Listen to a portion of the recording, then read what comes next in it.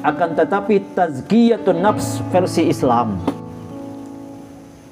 versi yang dicontohkan oleh Rasulullah sallallahu alaihi wasallam, itu yang paling utama terkandung di dalam Al-Quran, terkandung juga dengan jelas di dalam hadis-hadis Nabi Muhammad sallallahu alaihi wasallam. Jadi ada poin-poin yang ternyata di dalam kalimat tazkiyatun nafs itu ada di agama lain, tapi ada di agama Islam, akan tetapi tidak ada di agama yang lain. Ada beberapa poin-poin judul, poin-poin sub di dalam beberapa permasalahan ada di dalam tazkiyatun versi yang diajarkan oleh Islam, oleh Rasulullah sallallahu alaihi wasallam, akan tetapi tidak ada di dalam agama-agama yang lain.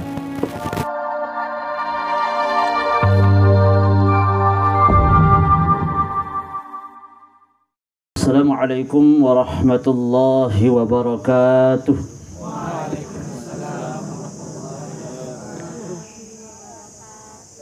Bismillahirrahmanirrahim. Alhamdulillahi rabbil alamin.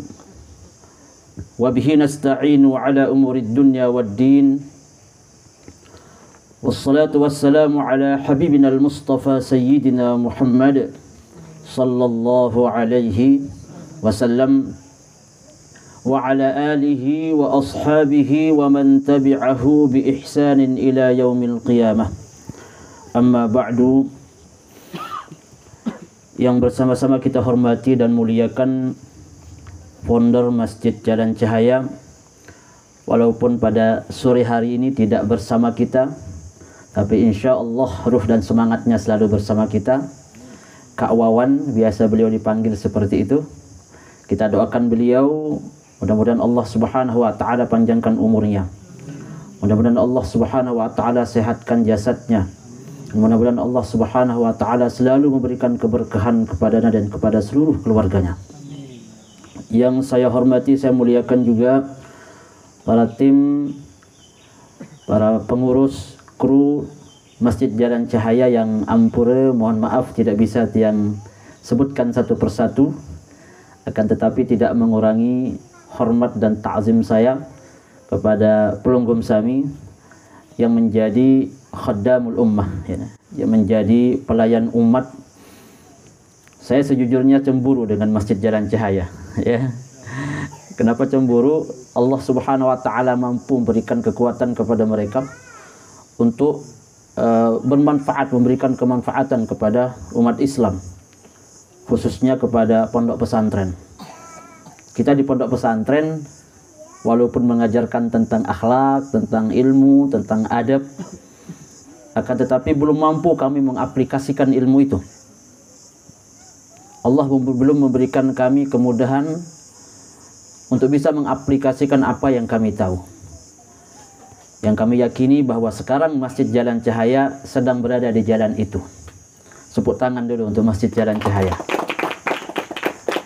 Dengan sedikit ilmu, akan tetapi mampu memberikan kemanfaatan yang sangat besar kepada umat Islam khususnya di Lombok, dan insya Allah mudah-mudahan nanti akan mengepakkan sayapnya sampai di luar Lombok. Amin. Bapak-bapak dan ibu-ibu yang saya hormati,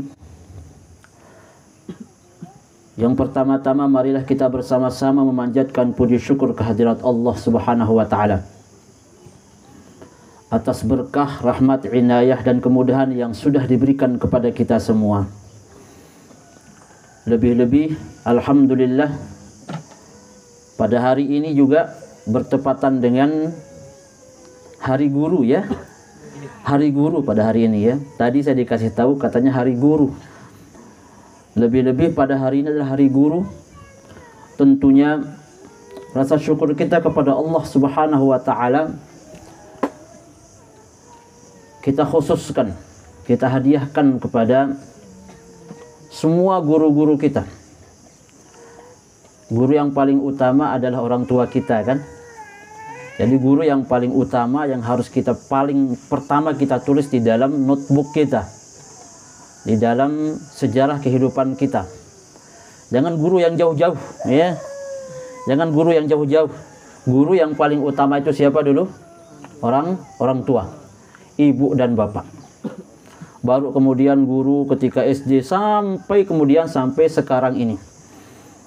Apa yang kita dapatkan sampai hari ini, ilmu yang kita dapatkan sampai hari ini, semua adalah berkah dan perjuangan seorang guru. Maka di antara salah satu maziyah Islam mempertahankan syariat Islam ini yang sudah berjalan hampir 1400-an tahun lebih, ya. Belum ada agama di atas dunia ini, entah itu agama samawi ataupun agama ardi namanya. Agama yang memang pernah diutus oleh Allah Subhanahu wa taala sebelum Islam, atau agama yang dibuat oleh manusia. Tidak ada yang bisa orisinil ajarannya, mempertahankan ajarannya sampai hari kiamat selain daripada ajaran Islam ini. Bagaimana kita kenal ajaran-ajaran non-Islam? Di dalam Al-Quran juga kita sudah dikasih tahu kan bagaimana originalitas Islam ini.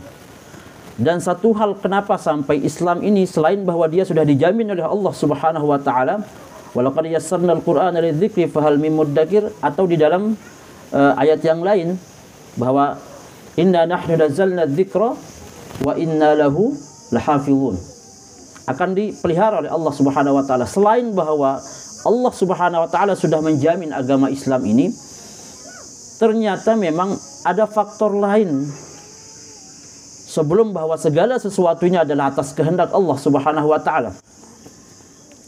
Bahasa jamak adalah ada syariatnya. Apa itu salah satunya? Bahwa ada di dalam ajaran Islam ini yang turun menurun, kita diajarkan oleh guru, dari guru seorang guru terus sampai ke Rasulullah sallallahu alaihi wasallam, yang namanya keberkahan. Berkah itulah yang sesungguhnya yang menjadi salah satu athar. Salah satu athar kemudian kenapa sampai hari ini Islam begitu mulia, Islam begitu tinggi. Al-Islam ya'lu wa la yu'la alaih. Tidak ada yang lebih tinggi daripada Islam ini.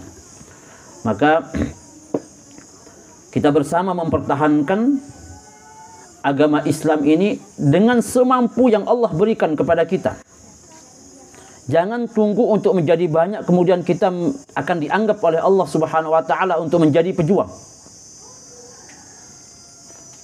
Walaupun hanya beberapa orang, satu orang, perjuangkan Islam dengan satu orang itu. Paling minimal bahwa kita memperjuangkan agama Islam dengan mendidik anak-anak kita untuk menjadi orang baik. Minimal seperti itu. Maka insya Allah pada hari kiamat kemudian ketika kita dihadapkan oleh Allah Subhanahu wa taala, pada saat itu kemudian Allah Subhanahu wa taala akan mengakui kita sebagai orang-orang yang mempunyai kewajiban at-tabligh. Mempunyai kewajiban at-tabligh. Apa itu at-tabligh? Menyampaikan al-haq, menyampaikan kebenaran. Menyampaikan kebenaran agama Islam ini tidak harus menunggu kita jadi tuan guru. Ya. Menyampaikan kebenaran agamanya Allah ini tidak harus menunggu kita menjadi seorang berlebar sarjana pendidikan Islam atau mempunyai riwayat pendidikan sampai ke luar negeri, tidak. Kewajiban tabligh ini adalah menjadi salah satu kewajiban kita bersama. Kita diciptakan oleh Allah Subhanahu wa taala untuk menjadi seorang khalifah, untuk mengemban tugas tabligh sebagai estafet keberlangsungan kebenaran agama Islam itu di pundaknya siapa? Bukan hanya di pundaknya para tuan guru. Bukan hanya di pundaknya para ustadz. Akan tetapi di pundak setiap orang-orang yang mengaku beriman kepada Allah Subhanahu wa taala dan Rasulnya. Benar gak, Bu? Benar. Harus dibenarkan. Karena kita diciptakan oleh Allah menjadi seorang pemimpin. Jangan kemudian hanya sama saya saja, tidak bisa gitulah. Bapak-bapak dan ibu-ibu yang saya hormati, kemudian salawat dan salam kepada baginda Rasulullah sallallahu alaihi wasallam. Allahumma salli ala sayyidina Muhammad wa ala ali sayyidina Muhammad. Kita berkumpul pada sore hari ini adalah salah satu tugas mulia, meneruskan perjuangannya Rasulullah sallallahu alaihi wasallam, ya. Kita berkumpul di sore hari ini adalah dalam rangka bahwa sebagai bentuk ittiba' li sunnatir Rasul sallallahu alaihi wasallam. Ittiba' li muhibbir Rasul sallallahu alaihi wasallam. Mengikuti ajarannya Rasulullah sallallahu alaihi wasallam. Sebagai pecinta Rasulullah sallallahu alaihi wasallam. Para ulama Nabi bahasan, jangan engkau mampu kemudian mengatakan cinta terhadap agama Islam ini, akan tetapi belum mampu membuktikan cinta itu. Maka harus dibuktikan cinta kita kepada Rasulullah sallallahu alaihi wasallam. Salah satunya adalah al-hudur fi majalisil ilm. Kita hadir di majelis ilmu. Ini hanya satu kali seminggu kan? Sekali seminggu. Walaupun sekali seminggu, akan tetapi kalau kita istiqomahkan, kita dawamkan, kita punya kerjaan dari hari Senin, kemudian hari Minggu kita libur keluarga, kemudian hari Senin, Selasa, sampai kemudian hari Kamis, masa kemudian kita tidak mau menyisihkan waktu kita hanya beberapa menit, 1 jam maksimal, kemudian untuk terjun duduk di majelisnya Rasulullah sallallahu alaihi wasallam. Elek zaman Nabi hampir sama pada zaman kita saat ini. Cara Nabi Muhammad sallallahu alaihi wasallam berdakwah dulu juga seperti yang hampir sama dengan orang-orang pelaku dakwah pada hari ini. Hanya polanya saja yang berbeda. Di zaman Nabi dulu tidak sampai ribuan orang yang menerima dakwahnya beliau ketika pertama kali menyebarkan agama Islam. Hanya beberapa orang. Hanya beberapa orang. Akan tetapi kemudian Allah Subhanahu wa taala menguatkan hatinya beliau. Menguatkan perjuangan dan kesabarannya beliau sampai kemudian hari ini 1400 lebih tahun yang lalu. Sampai 1400-an tahun Islam ini semakin jaya, Islam ini semakin nampak, semakin terbukti kebenarannya. Semakin digali Islam ini, semakin terbukti kebenarannya. Bapak-bapak dan ibu-ibu yang saya hormati, ampura kalau saya ceramah itu memang nggak bisa lucu saya orangnya ya. Memang bawaan orang tua kalau saya itu ya. Kalau ada tuan guru yang suka ngelucu, saya itu nggak bisa ngelucu, nggak tahu ya. Mau dipaksa ngelucu juga nggak bisa gitu ya. Makanya saya kelihatan tua kan, karena bawaannya yang disampaikan itu kan kayak orang tua. Padahal masih ingat semua ini kan. Terkadang butuh lucu katanya. Tapi ya sudah gitulah. Kalau memang ada yang sedikit bisa dibikin ketawa ya alhamdulillah ya. Tapi jangan hadir ke majelis tujuannya untuk ketawa ya. Majelis ilmu boleh kita tertawa, boleh kita tersenyum, boleh kita. Tapi jangan sekali-kali, ya ini maaf ya, ketika menghadiri majelis ta'lim, majelis ilmu atau majelis apapun itu, periksa niat dulu. Baguskan nih niat. Ayo kita pergi jalan-jalan, ayo kita pergi pengajian katanya. Pengajian kemana katanya? Itu ada sekarang lucu itu ustaznya katanya. Lucu itu ustaznya. Ayo kita pergi ngaji karena dia lucu katanya. Karena lucunya berarti niatnya. Akhirnya dia pergi ngaji karena lucunya. Bukan karena dia pergi ngaji cari ilmunya. Akhirnya minggu selanjutnya dia diuji kembali. Yang diundang sama Masjid Jalan Cahaya, tuan guru yang serius. Yang kayak orang marah aja rupanya kan. Mau marah aja itu serius saja. Akhirnya ditahu sama jamaahnya. Siapa yang ceramah sekarang? Ah, tuan guru ini lucu Tio nih nah. Enggak bisa lucu tuan guru Tio nih kan. Mun berembe nih kan. Ah, agak malas aku lah mun lucu tuan guru nih. Allah, inna lillahi wa inna ilaihi raji'un. Jadi ilmu paling pertama, saya biasanya kalau di Lombok Tengah itu biasa kalau ngaji itu pakai bahasa Sasak.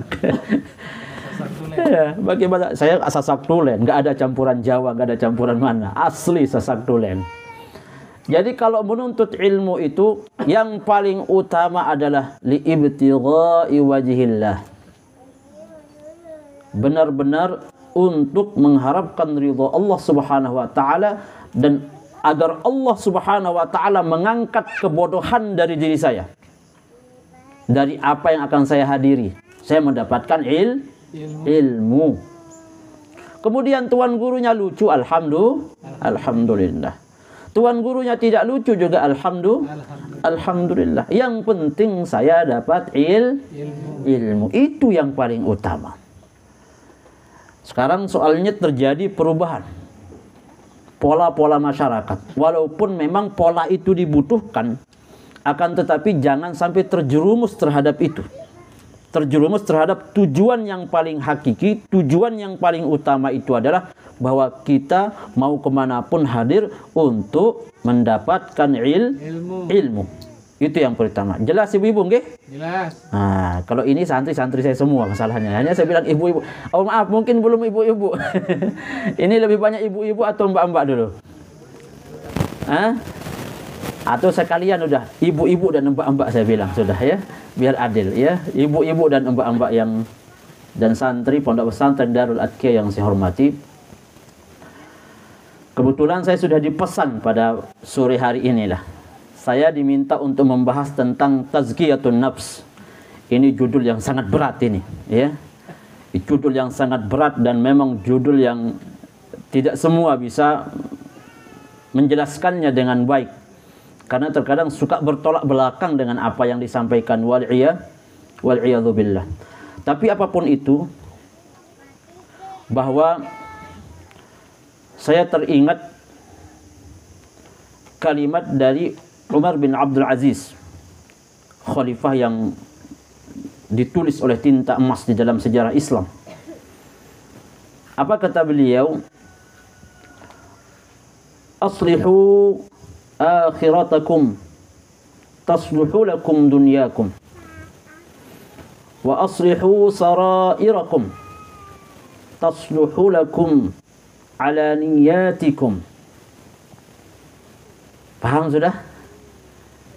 Belum. Apa katanya beliau? Perbaiki akhiratmu. Itu yang paling utama. Perbaiki perkara-perkara untuk perjalanan akhiratmu. Maka dengan itu nanti Allah Subhanahu wa taala tasluhu lakum dunyakum. Allah akan memperbaiki kebutuhan hajat-hajat duniawimu. Dunia. Jadi jangan dibalik. Terkadang kita suka dibalik. Karena memang godaan-godaan setan ini. Perbaiki, utamakan, perbagus dulu tujuan-tujuan untuk kehidupan akhiratmu. Dengan cara seperti itu nanti otomatis kemudian Allah Subhanahu wa taala akan memperbaiki kebutuhan duniamu. Dengan segala aspek kebutuhan yang sifatnya positif dan tidak melanggar agama Islam. Allah akan pasti mudahkan. Begini saja sebenarnya gampang. Ada orang yang bekerja, maaflah, tidak pernah sholat. Banyak yang seperti itu. Sibuk, lupa sholat karena saking sibuknya kerja. Maaflah, mungkin jadi buruh, jadi pegawai perusahaan dan yang lain-lainnya di mana tidak punya sempat dia untuk sholat. Dia jadi buruh, dia jadi pegawai. Coba cek, yang kerjanya full sampai dia overtime. Bukan hanya 8 jam, ngambil lagi overtime. 8 jam, jadi 16 jam. Bangun, kerja, selesai kerja, tidur. Itu saja. Coba cek bagaimana kehidupannya. Bu, gimana coba kehidupannya? Dia akan tetap jadi buruh apa kemudian dia akan jadi bos nanti? Kemungkinan besar dia akan tetap jadi buruh. Malahan akan tambah dia masalahnya. Akan tetapi sebaliknya, ada orang yang biasa-biasa saja. Contoh Masjid Jalan Cahaya sudah, ya. Mungkin tidak punya kerjaan, mungkin belum jelas ABC, tapi ada keberkahan di sana. Kayak saya nggak punya kerjaan, hanya punya santri saja. Hanya punya santri. Akan tetapi ada keberkahan di sana. Akhirnya apa? Janji Allah seperti tadi, kamu perbaiki dulu akhiratmu kalau mau dunia kamu baik. Ini rumus pasti ini ya. Jangan dibilang, wah, jangan terlalu kayak Bani Israel. Ya, antek tuan guru sak ngaraos di kedementi aku kan jadi semen. Itu jangan kayak Bani Israel. Yakini sudah bahwa itu benar, sudah selesai. Wa aslihu sarairakum tasluhu lakum ala niyatikum. Perbaiki hatimu. Perbaiki batinmu. Dengan cara seperti itu nanti Allah Subhanahu wa taala akan memperbaiki zahirmu. Akan perbaiki zahir. Ibadah-ibadah yang berkaitan dengan hati. Ada yang namanya ikhlas. Ada yang namanya sabar. Ada yang namanya istiqamah. Ada yang namanya tawakal. Ada yang namanya khauf. Ada yang namanya ilmu. Ada yang namanya ar-ridha. Ada namanya semua perkara-perkara hati bisa dirasakan akan tetapi tidak bisa dinyatakan. Bagaimana kita menyatakan bahwa kita sedang sabar? Hanya bisa dirasakan bahwa saya sabar, tapi di mana sabar kita tidak tahu. Saya bertawakal kepada Allah. Kita rasakan kita sedang bertawakal, menyerahkan diri sepenuhnya urusan hanya kepada Allah. Tapi di mana tawakalnya? Dia nyata adanya tapi tidak bisa kita seperti zahirnya. Jadi kalau sudah bagus perkara hati ini, maka insya Allah perkara-perkara yang zahir Allah Subhanahu wa taala akan mudahkan. Bapak-bapak dan ibu-ibu yang saya hormati,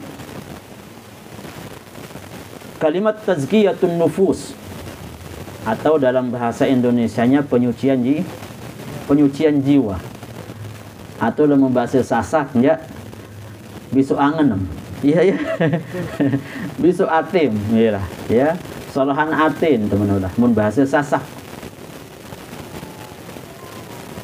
Tazkiyatun nufus atau penyucian jiwa niki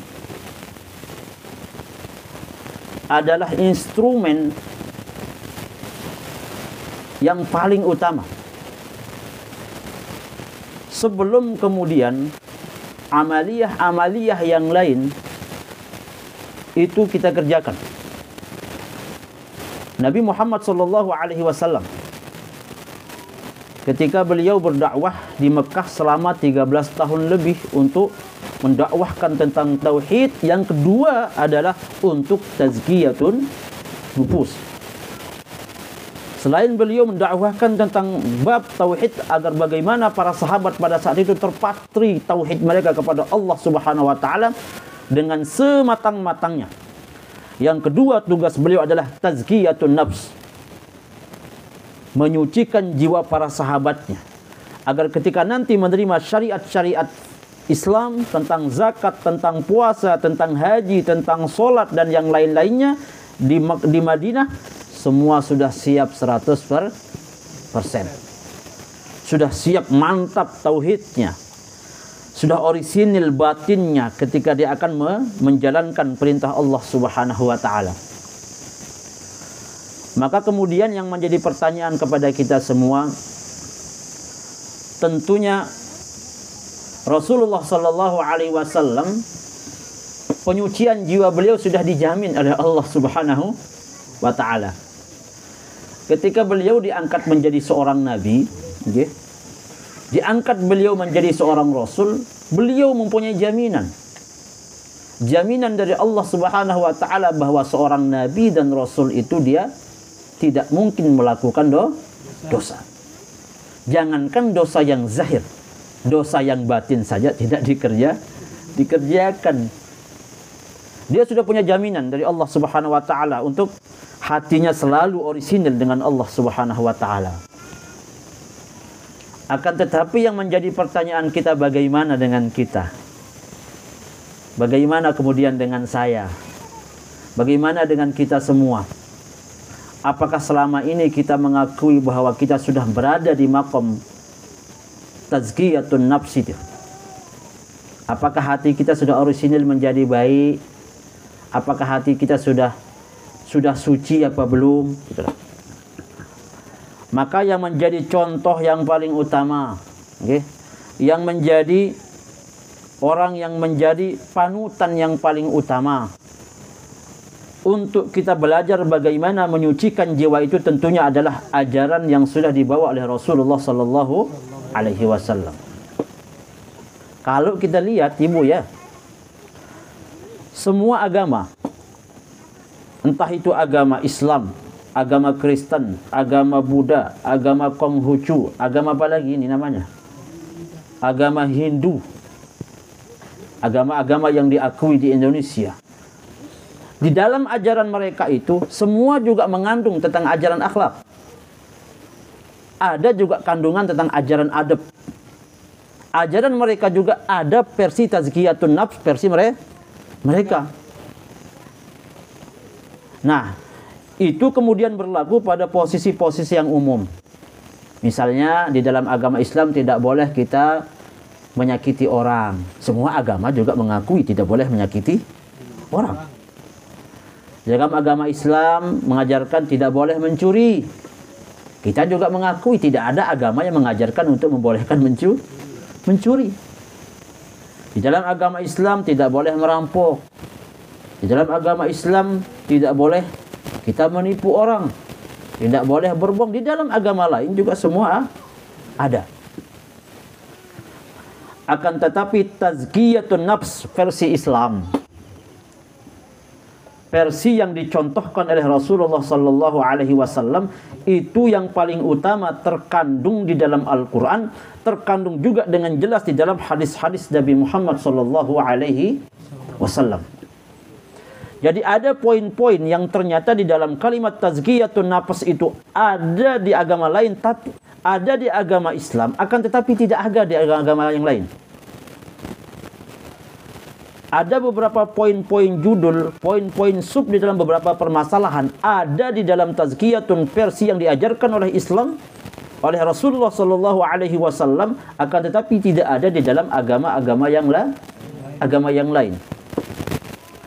Contoh ya. Salah satu tazkiyatun nafs untuk menyucikan jiwa kita adalah pengenalan tentang keesaan Allah Subhanahu wa taala. Kita dikenalkan salah satu metode untuk tazkiyatun nafs yang paling utama, bahwa kita bagaimana diajarkan untuk menyembah Allah Subhanahu wa taala, dan kita berkeyakinan dengan seyakin-yakinnya bahwa Allah itu esa. Qul huwallahu ahad. Allahu samad. Lam yalid wa lam yulad wa lam yakul lahu kufuwan ahad. Akan tetapi metode ini juga tidak ada di dalam agama-agama yang lain. Kita tidak perlu sebut namanya, ya.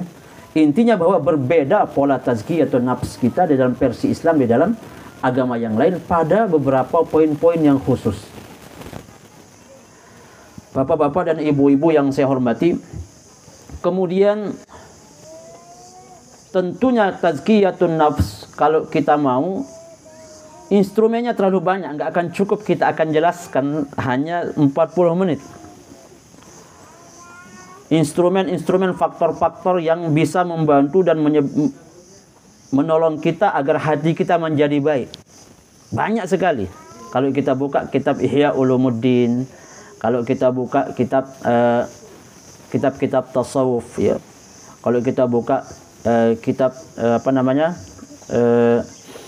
Tanwirul Qulub, kalau kita buka kitab Tuhfatul Atqiya dan yang lain-lain, banyak sekali instrumen untuk tazkiyatun nafs itu. Akan tetapi sekarang saya hanya akan cukup menyebutkan instrumen terpenting dari semua alat-alat untuk tazkiyatun nafs itu, hanya mungkin 3 atau 4. Mudah-mudahan bisa saya selesaikan. Ini yang paling penting. Yang pertama adalah, sebenarnya kita sudah tahu ya. Kita sudah tahu, mungkin kita sering baca, kita sering nonton di televisi, kita sering mendengar di radio atau yang lain-lain. Tapi memang pola manusia itu dia suka lupa. Ya, pola manusia itu dia cepat lupa. Ya, kalau lupa ingatan, ya. Kalau lupa kebaikan kemudian dilakukan dosa. Tadi dia ketika di depan tuan guru nangis-nangis dia. Tobat ya Allah, tobatku nih. Di depan tuan gurunya ketika pengajian, ya. Nanti malam besok tidak pernah dengar pengajian lagi soalnya. Berubah sedikit. Wah, seketik ini kambing-kambing lemak ini. Gitu-gitu kan sifat manusia. Mahallul khata' wan nisyan. Nah, hadir di pengajian itu sebagai pupuk.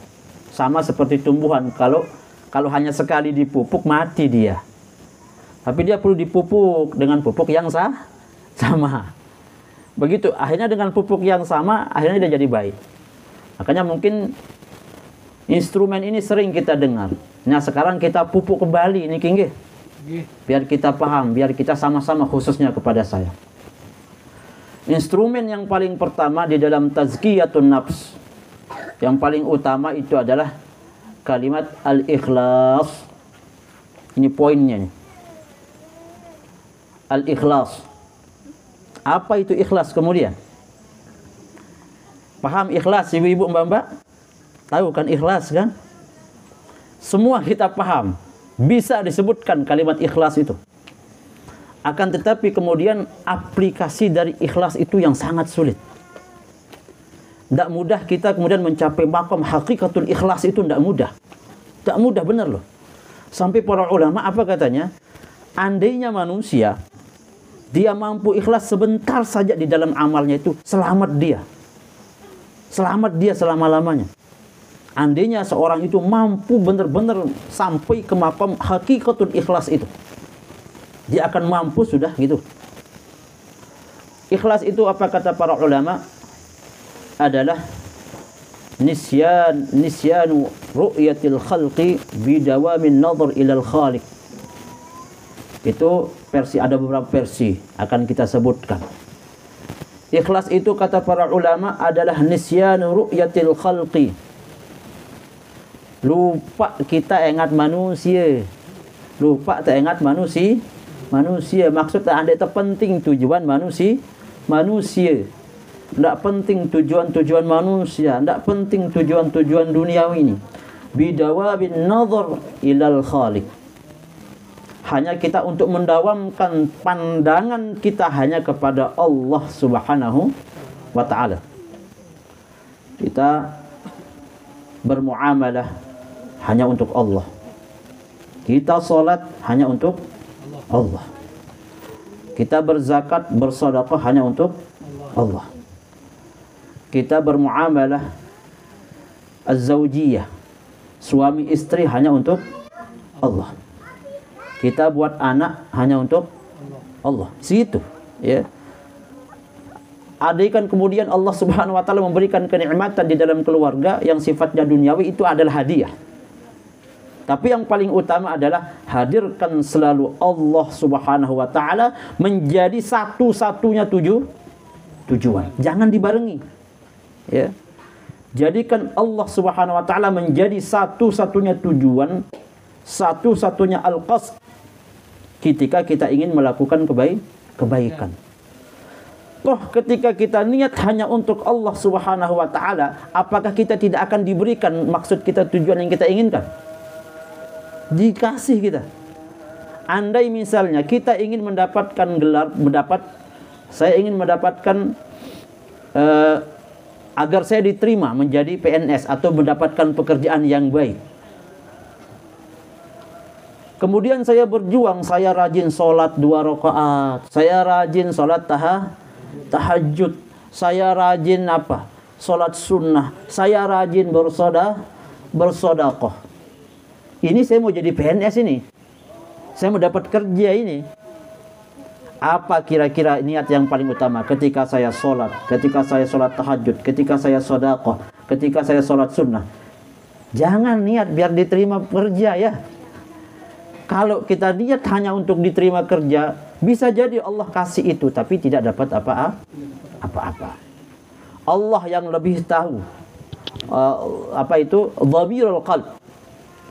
Allah yang paling tahu hati kita. Tanpa kita minta pun untuk mendapatkan pekerjaan, itu nanti Allah dengar itu. Tidak perlu kita ucapkan mengatakan, saya mau sholat tahajud agar dapat kerja.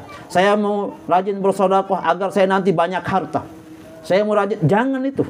Tidak perlu. Tidak perlu.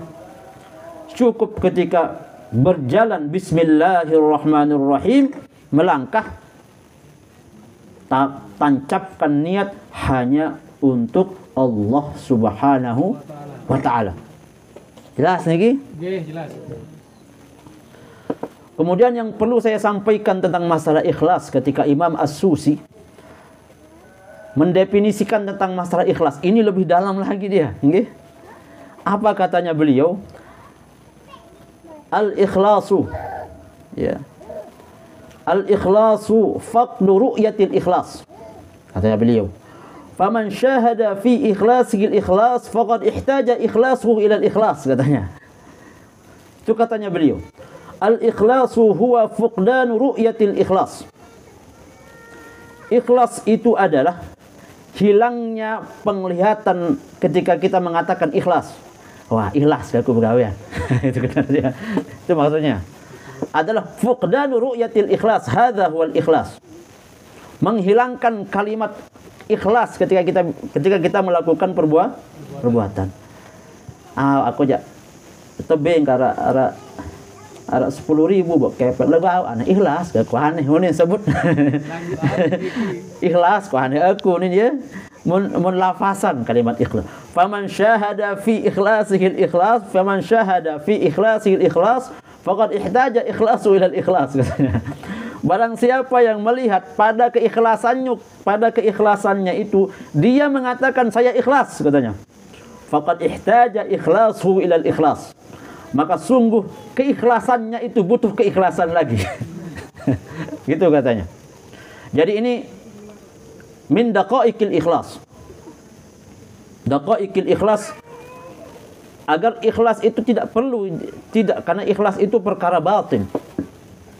Ikhlas itu perkara hati.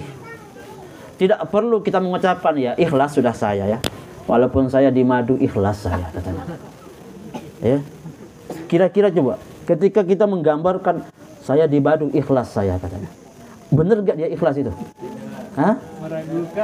Meragukan kan? Ya, itulah makanya kenapa kemudian Imam As-Susi mengatakan barang siapa yang melihat pada keikhlasannya mengatakan dia butuh ikhlas, maka sesungguhnya keikhlasannya itu butuh keikhlasan yang lain. Jadi ikhlas itu tidak perlu diucapkan. Cukup dia dirasakan dan cukup hanya untuk Allah Subhanahu wa ta'ala. Ada juga yang lain para ulama menjelaskan tentang masalah ikhlas. Al-ikhlasu ifradullah fil ibadah. Bahwa ikhlas itu adalah